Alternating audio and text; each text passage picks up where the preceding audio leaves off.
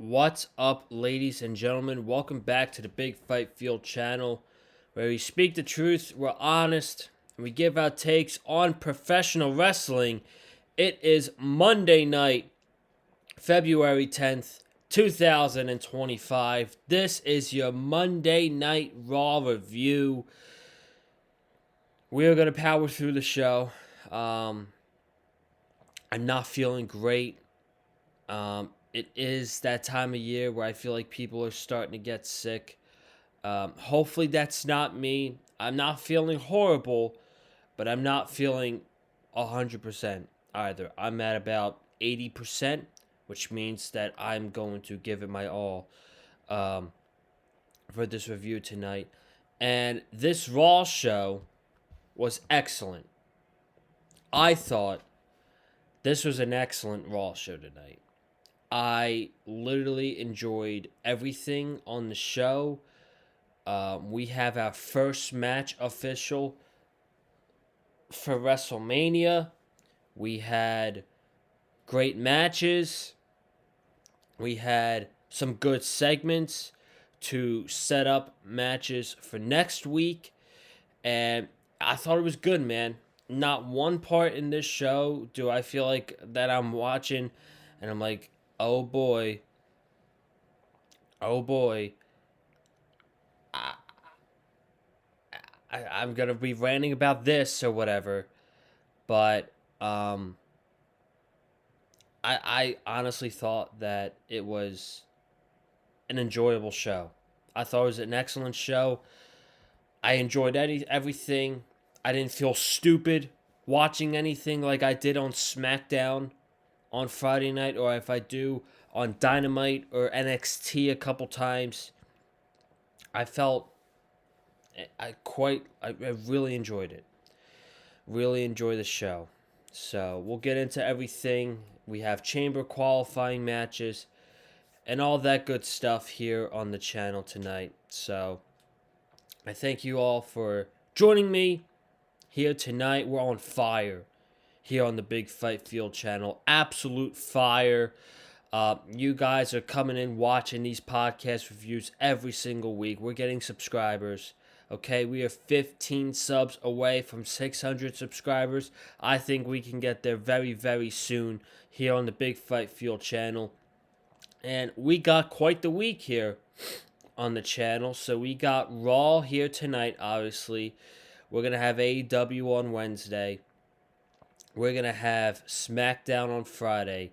And then Saturday is a busy day. We have NXT Vengeance Day, and we have AEW Grand Slam Australia. However, I have a family outing on Saturday. Okay? I have a family outing on Saturday, so I will not be able to watch NXT live. I will, however, watch NXT the next morning, Sunday. I will be watching Grand Slam live. I don't want to review Grand Slam at 1 o'clock in the morning. No one's going to tune in. So, what we're going to do on Sunday is we're going to do 2 reviews in one big podcast. Yes, we're going to review Vengeance Day and then Grand Slam on Sunday. And I'm hoping to get that podcast out pretty early. Hopefully by early afternoonish on Sunday. So we got some pretty big shows this weekend, and I can't wait to get into it. So, I can't wait to get into this Raw episode too, man. This was an excellent show tonight. So, without further ado, let's talk about it. We got Jey Uso opening up the show, and his entrance went 4.5 minutes, and Nashville chanted to do it one more time. This is his new thing now. He's going to come out.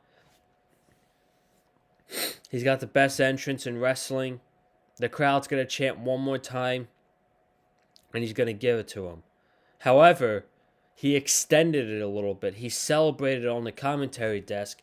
And as he was yeeting, Gunther comes up from behind, swipes his legs, and he ruins the yeet party.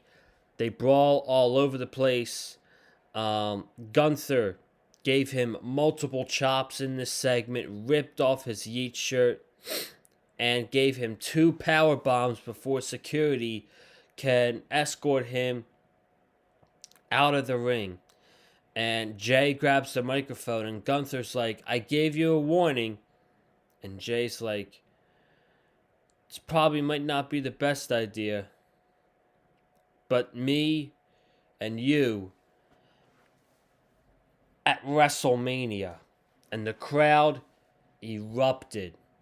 Absolutely erupted when this match got made. Gunther came storming back to the ring, and Jey Uso stopped him, and he gave him a suicide dive. Jey Uso's music starts playing, and the crowd is yeeting again, so we are set up for what I think is going to be the night 1 main event of WrestleMania. Jey Uso against Gunther for the World Heavyweight Championship. I'm excited. I'm pumped. To have a great babyface, you need the villain. So, Jey Uso is the overcoming underdog, and Gunther is going to be the absolute dick villain in this storyline. That is going to be played out for the next 2 months as we head on the road to WrestleMania. So, I'm excited, man. This was a hot start to the show. This was probably the biggest thing that happened on the show tonight. And Jey Uso has made his decision for WrestleMania.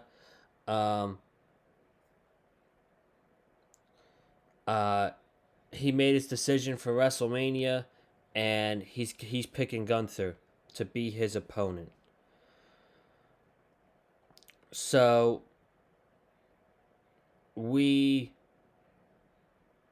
go from that to our opening match,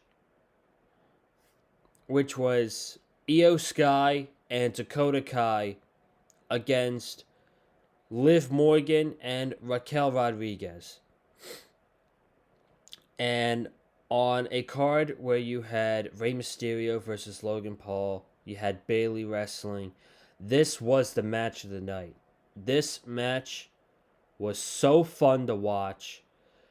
It was fast-paced. It was slow-paced at times. There was color. You guys know what that means. This match was really fun. So, we'll start here. Liv Morgan is stomping at the corner on Io Sky, getting the work in. Dakota, later on in the match, it's her and Raquel. Raquel's dominating for a little bit, and Dakota gives her a big kick in the corner. Not the one where she ran around the ring. That's later in the match. Io gave Liv a drop kick from the top rope.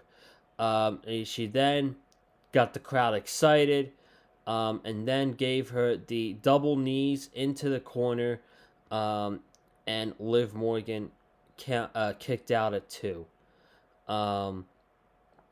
Raquel had Io up on her shoulders, and Liv hit a codebreaker off the top rope. So Raquel's holding Io like this. Liv jumped off the top rope and hit Io with the codebreaker. That was nice. That was nice from Liv Morgan. Dakota then got the chiropractor. I think it's what it's called. She looks like she's going for a code red, but instead of like going full force, she bends the knees a little bit, and Liv Morgan is bending is on top of the knees of Dakota Kai. And we have a spot here where, and they do this typically now, where Raquel takes Liv and uses her like a baseball bat. You could tell tonight she was struggling with it a little bit. She used Liv like a baseball bat against Io,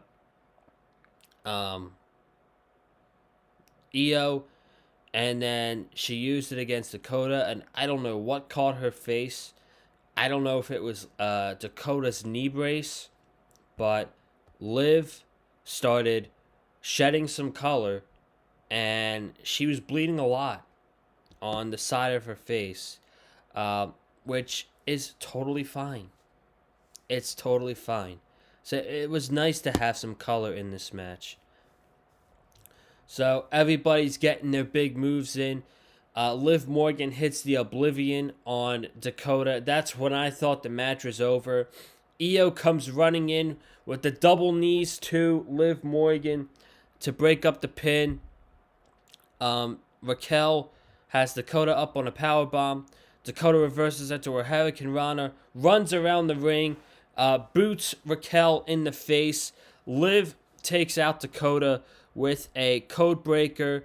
And after that, Io rolls up Liv for the 2 count. Liv tries to go for a kick in the face. She's doing multiple kicks. And Io, she fights back. She counters the Oblivion. And she goes with the stomp to the gut once she gets Liv Morgan down. And then the ending, top rope moonsault, 1, 2, 3. That's all she wrote. That match was really fun. A really fun tag team match. Probably my favorite match of the night. I would say that was my favorite match of the night. And Io gets her win back against Liv Morgan because Liv Morgan qualified for Elimination Chamber and Io didn't. Now, there's 4 women in the Elimination Chamber. Okay, we'll get to Bayley and Lyra Valkyria next. But we might as well talk about the segment that happened later on in the show. Io Sky's not going to be wrestling inside the Elimination Chamber. She had a backstage segment with Rhea Ripley, which was her talking with Rhea, and she's like, I'm still mad at you. You costing me my WrestleMania match. And Rhea was like, well, I just spoke to Adam Pearce, and I don't want to face you because I owe you a favor. She said, I don't owe you anything. She said, I got this match because I want to wrestle you. And she is going to defend the Women's World Championship in 3 weeks, Raw after Elimination Chamber, against Io. So, is Io going to be involved at WrestleMania in some capacity? I guess we'll find out on March 3rd because we got to wait for the field to fill out for the women's match. I got an idea who I think is going to win the match. It's probably going to be Bianca Belair winning the Women's Elimination Chamber. We're going to get a match that a lot of people thought would be a dream match. Bianca and Rhea. And we might get Io added to that match, depending on how everything goes on March 3rd. So we have Lyra against Bayley. This is a qualifying match for the Elimination Chamber. And the crowd's very much 50-50 with this. Some of them are cheering for Lyra. Some of them are cheering for Bayley. At the end, Bayley won with a roll-up. Lyra went for a move. Bayley had it scouted. Bayley rolled her up. And they embraced after the match. And Roxanne was at ringside. So maybe they would have given the win to the Intercontinental Champion. If I had a complaint on this show, it probably would have been that I think Lyra should have won this match. She is the Women's Intercontinental Champion. Okay? She's barely been on the show since she won the title on the second week on Netflix. She's barely been on the show. She hasn't been showcased enough. And you wouldn't have even known that she was the Intercontinental Champion until the Royal Rumble.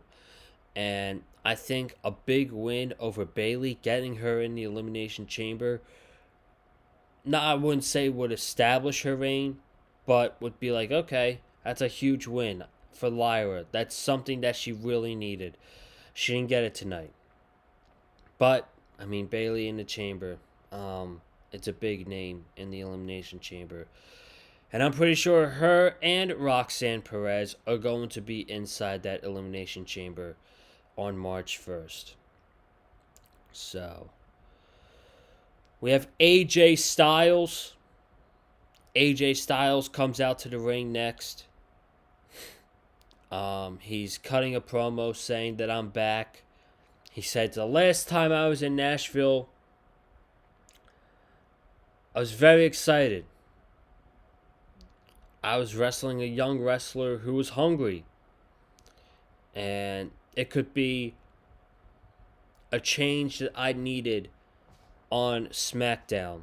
He said, on that night, I got injured. But then at the Royal Rumble, I came back. He said, anything worth doing is going to be hard. It's going to be difficult. It's going to suck. But I'm here. He says, I'm here on Monday Night Raw. And he says, I have a bucket list that I need to accomplish. And once he says that, he gets interrupted by Dirty Dominic Mysterio and Carlito. And you couldn't even hear the words, I swear to God. You couldn't even hear the words that AJ, or I'm not AJ, that Dom was saying to AJ Styles. You couldn't hear the words. AJ was like, you're right about one thing. I couldn't really hear Dom, so we're just going to get to the AJ part. He says, you're right about one thing. There has been change. Change with your group. So the crowd went like, oh. And AJ was like, I don't see Damian Priest. I don't see Rhea Ripley. That got Rhea Ripley chance. Or Rhea chance.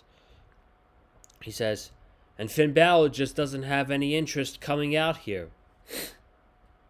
So he says, it's just you and a guy dressed out here in purple skinny jeans. And you, Dominic, are just going to be known as Rey Mysterio's punk-ass son. So this started a brawl where Dom was attacking AJ and he was going to hit the 619, but AJ, he stopped that from happening, and the crowd was loudly booing. AJ was pretending to hit the forearm. Dom moved. So Carlito took the bullet. He got the phenomenal forearm. AJ told Pierce later on in the show, I need this match next week. I need to teach that kid a lesson. And AJ was granted that match. It's going to be AJ versus Dominic next week on Raw. And after the match, he gets confronted by Braun Breaker, who then says, I'll see you down the road. So that is something to very much look forward to. Seth Rollins is in the ring next. Not in the ring. I like this. The presentation of this segment. I thought this segment was great. I thought they accomplished a lot in this segment. And with a qualifying match, when you have a qualifying match and you can't really build to it that much because qualifying matches happen on television. You do a segment the week before to build up to that match the best way possible. And I really enjoyed this. This was great. This is way better than whatever the fuck Seth Rollins did last week in his Jeepers Creepers like outfit. So Seth is he's in the 100 level with Jackie Redmond. They're on this podium, which is really nice. You got the crowd in the background, the sold out crowd at the Bridgestone Arena. He says Elimination Chamber is on the horizon. And tonight, main event Jey Uso, and he goes like this, has made his decision and he's going after the World Heavyweight Championship. And it leads to Cody Rhodes being open for WrestleMania. And he says, my opportunity at Cody couldn't be so clear. He says, there's John Cena in the Elimination Chamber. He says, there's, I don't want to say his name, but CM Punk. And he says, there's Drew McIntyre. But he says, none of them are a visionary. None of them are revolutionary. None of them are Seth freaking Rollins. And after he says that, in comes walking Finn Balor. And he says, you're making one big mistake. He says, you're overlooking the Prince. And he says, if anything, I'm salivating that next week I get to wrestle somebody who's on the downfall of their career. You're too busy worrying about CM Punk and you're going psychotic at the Royal Rumble. He says, you're on the downfall and I'm right here to snatch everything away from you. He says, Finn says, as long as I'm concerned, you are in my way. And Seth says, that's funny. You said I'm too busy with CM Punk. He says, you're too busy trying to babysit Dom and Liv backstage. But he says, here's one thing. We've both been world champions. We've both been in Elimination Chamber matches. He says, you don't have what it takes.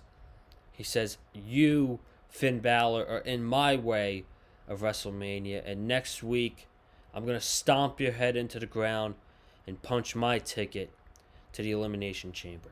I thought this segment was great. This is how you build to a match that's going to be happening the following week. Balor and Rollins always work great together. I'm really excited for this. Rollins is obviously going to win. So the question is, who's going to win that three-way on SmackDown? I don't know how you beat Jacob Fatu. I know Braun Strowman's going to be in there and he's going to take the pin, but I don't know how you beat Jacob Fatu in this match. So, should be very, very curious to see how that match goes on Friday. And next week we have Balor versus Rollins. We had the Creed brothers versus the War Raiders for the tag team titles. Last week, the Creeds challenged the War Raiders to the tag team title match. They said, if you challenge the War Raiders, you better be prepared for war. So, this match was going fine. Back and forth. Ivar got the hot tag. He's working both Creed brothers. He does the moonsault off the rope into a double back elbow. He does the cartwheel into the clothesline. For his size, Ivar is freaking awesome. There's a spot which pretty much wowed me. And I feel like a lot of the wrestlers are doing it, but I still freaking love it. Julius Creed jumps to the top rope when Ivar's on there. He gives him a superplex. And Brutus hits the moonsault. And Ivar kicked out. We'll just get to the finish of this match. The finish was Eric hit the big knee onto Brutus. So it looks like the War Raiders are about to retain the tag team titles. Eric lifts up Brutus, and Ivar goes running to the top rope. But as Ivar gets to the rope, Julius hits him with the tag team title. So there's your weekly disqualification.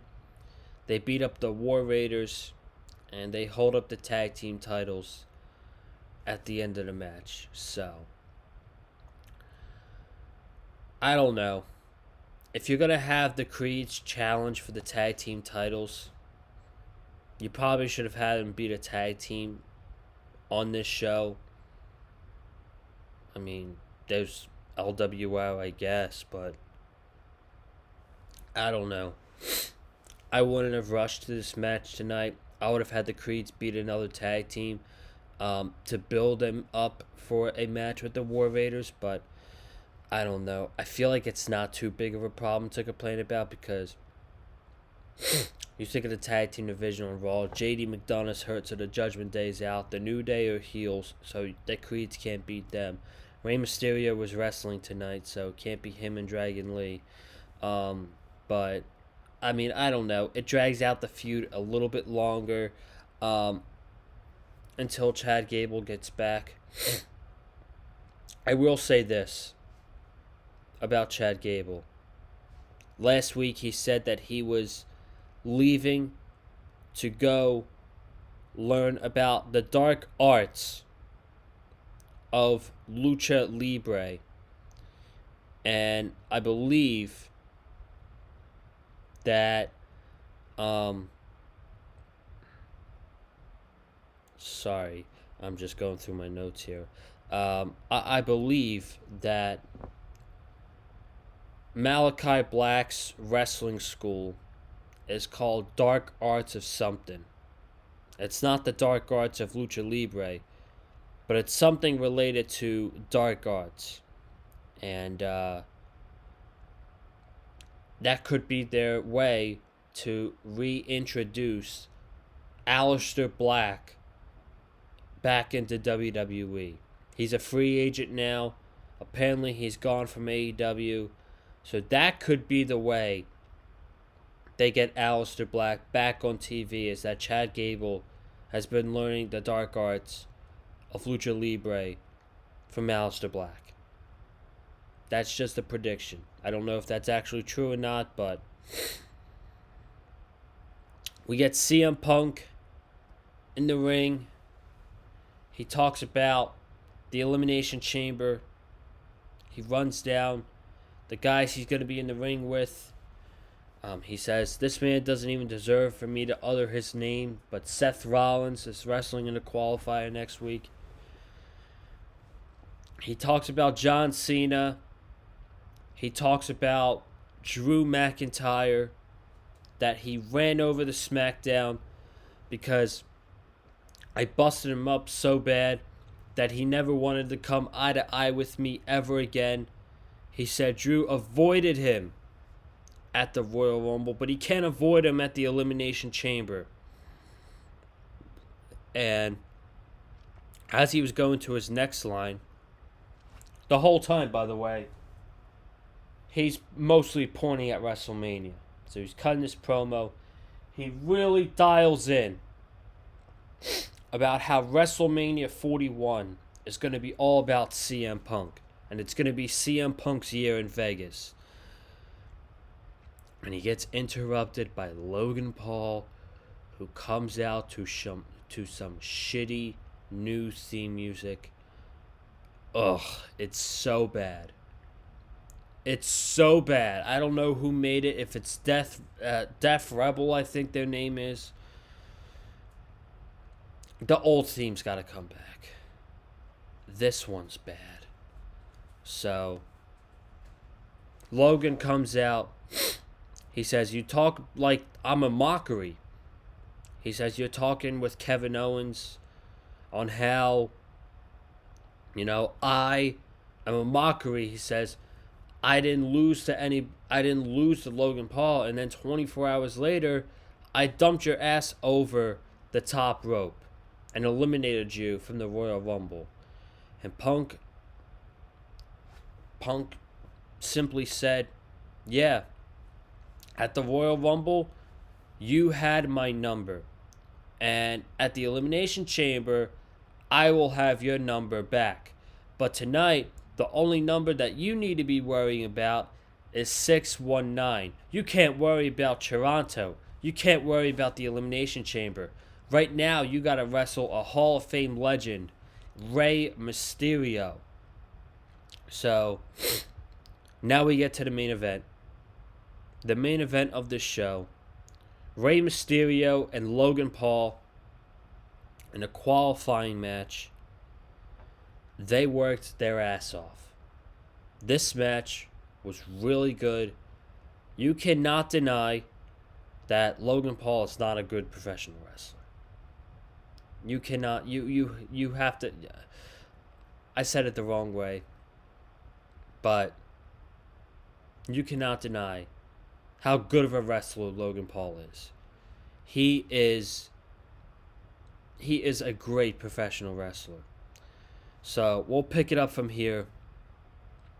This isn't too much, but they're on the top rope, and Logan does his.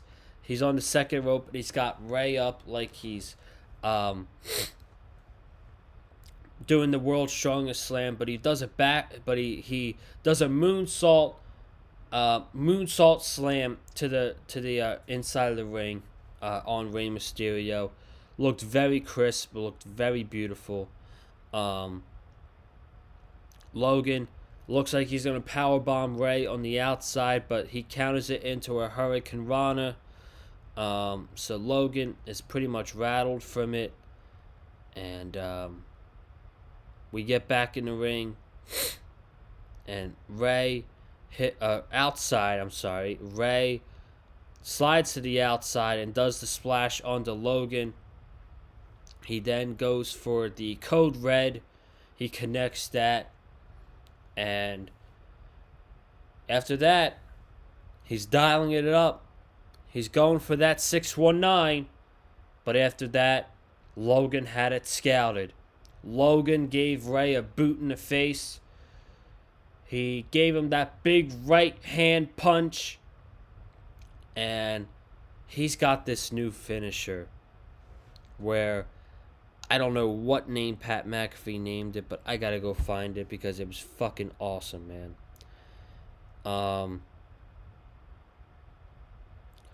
The Pulverizer is what McAfee called it.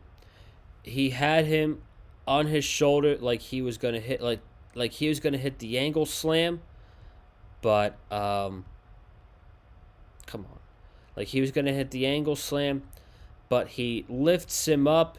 Logan goes forward and gives him a DDT.